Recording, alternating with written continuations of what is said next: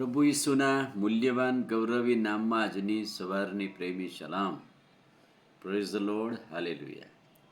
પ્રભુનો આભાર માનીએ છીએ કે જુદા ચમત્કારો દ્વારા ખ્રિસ્તી જીવનના જે પગથિયા પ્રભુ સાજાપણું આપે, તંદુરસ્તી આપે, જીવનમાં ચમત્કાર થાય, તો એ લોકોએ કેવી રીતે એક એક સ્ટેપ પગથિયા પ્રમાણે વધુ પ્રભુની નજીક આવ્યા, એ આત્મિક જીવન માટે એક અસરકારક આશીર્વાદિત છે. અને આજે આપણે લુકની લખેલી સુવાર્તાના 19મા અધ્યાયમાં ઝાંખી દાણીની વાત પરથી શીખીશું કે ઝાંખી દાણીએ કયા કયા પગથિયા આત્મિક જીવન અપનાયા, ઝાંખી દાણીએ કેવી રીતે આત્મિક જીવનમાં એ ચાલ્યો, એ વાત આપણે જોઈશું. કેટલાક શબ્દો એ શરીરના અંગો સાથે સરખાયેલા છે. 19મો અધ્યાય, લુકની લખેલી સુવાર્તા 19મો અધ્યાય. ઝાંખી નામે એક પુરુષ મુખ્ય દાણી હતો અને શ્રીમંત હતો, ધનાઢ્ય હતો, દાણી હતો, મુખ્ય હતો, બહુ જ મોટી પોસ્ટ પર હતો, પણ જાતે શરીરે ઠીંગડો હતો. અને એટલા માટે એને ઈસુ જોવાની ઈચ્છા થઈ. એટલે પહેલી વાત, તેણે ઈસુને જોવા કોશિશ કરી કે આ ઈસુ કોણ છે. એટલે જોવું એટલે આંખની દ્રષ્ટિ, આત્મિક રીતે આત્મિક દ્રષ્ટિ એની બંધ હતી, કેમ કે તે શ્રીમંત હતો, એની પાસે પૈસા બહુ હતા, એટલે એની જોવાની દ્રષ્ટિ ઈસુ તરફ આત્મિક નહોતી. પણ એણે ટ્રાય કર્યો કે હું ઈસુને જોઉં, પણ શારીરિક રીતે એ ઠીંગડો હોવાથી ઈસુને જોઈ શક્યો નહીં. એની દ્રષ્ટિ બંધાઈ ગઈ. તો શું? તો બાઇબલ કહે છે એ દોડ્યો, એટલે કે પગથી ચાલવું, દોડવું જોઈ શકાય નહીં તો દોડવા પ્રયત્ન કર્યો, દોડીને ઈસુને જોવા પ્રયત્ન કર્યો, પણ તે શક્ય ના બન્યું.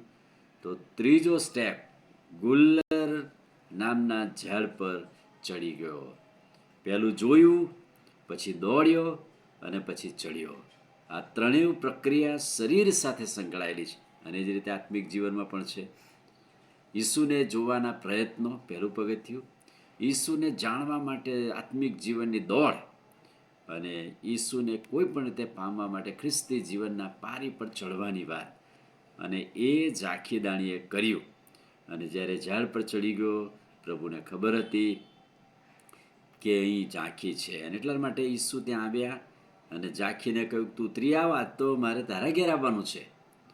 અને ચોથો સ્ટેપ, એ ઉતરી આવ્યો, એટલે કે પોતાના પાછલા જીવનમાંથી ઉતરી આવ્યો. બહુ ઊંચી પાયરી પર ચડ્યો હતો, બહુ ઊંચી પોસ્ટ પર હતો, પણ જરૂર હતું કે નીચે આવે, એ નીચે ઉતરી આવે. અને ઝાંખી જલ્દી નીચે ઉતરી આવ્યો નીચે. અને ચોથો સ્ટેપ એણે કર્યો એ કે એણે પ્રભુને આવકાર્યા, પ્રભુને સ્વીકાર્યા, પ્રભુને માન આપ્યું. કેવી રીતે આવકાર્યા, કેવી રીતે કબૂલાત કરી? ઝાંખીએ ઊભા રહીને પ્રભુને કહ્યું કે પ્રભુ, હું મારી સંપત્તિનો અડધો ભાગ ગરીબોને આપી દઉં છું, અને પ્રભુ, અન્યાયથી મેં કોઈનું કંઈ પડાવી લીધું હોય તો હું એને 4 ગણું પાછું આપીશ. પ્રભુ આ ઘેર જાય એ પહેલાં ઝાડ નીચે જ કબૂલાત.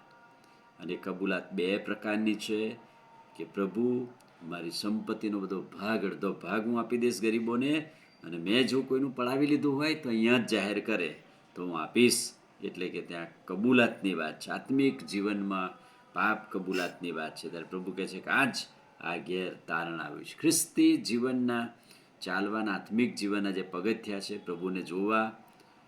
પ્રભુને જોવા માટે આત્મિક જીવનની દોડ, પ્રભુને જાણવા માટે આત્મિક પાયરી પર ચડવું, બહુ ઊંચે ચડવું, અને પછી પ્રભુને જોઈને ઉતરી આવવું, આવકાર કરવો, પ્રભુનું સન્માન કરવું, પ્રભુને માન આપવું અને કબૂલાત કરવી, અને ત્યાર પછી ખ્રિસ્તી જીવનમાં વૃદ્ધિ પામવું. આત્મિક જીવનનો એક પગથિયા છે, અને પગથિયા આપણે શીખી રહ્યા છીએ.